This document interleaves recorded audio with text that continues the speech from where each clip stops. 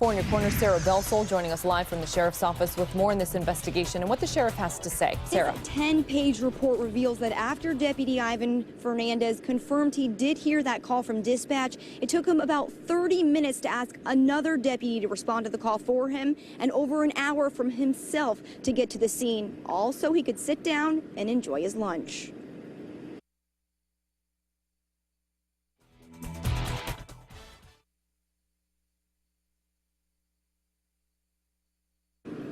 That deputy, Ivan Fernandez, was sitting in his car at the parking lot at Raiders Pizza and Wings on Palm Beach Boulevard. But instead of responding to the call, he went inside to eat. He made a decision in his mind at that moment in time that his lunch and what he had on his personal plate, pun intended, I suppose, was more important than whatever that 911 call was.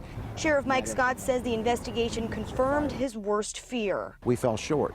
And for that, of course, I'm sorry and disappointed. A timeline of events shows at 1:11 p.m., Deputy Fernandez acknowledged the call from dispatch.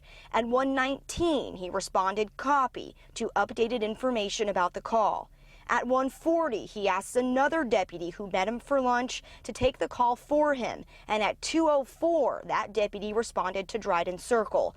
Fernandez doesn't get there until 2:21 after finishing his lunch and stopping at another location to use the restroom. The woman who made the 911 call died. Could we have saved this lady?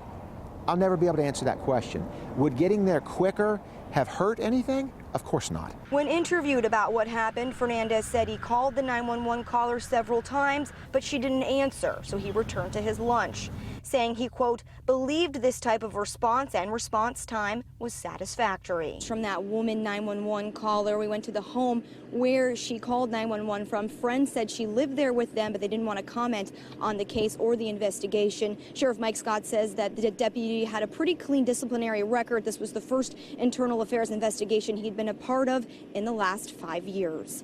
We're live in Fort Myers. Sarah Belsol, Fox 4 in your corner.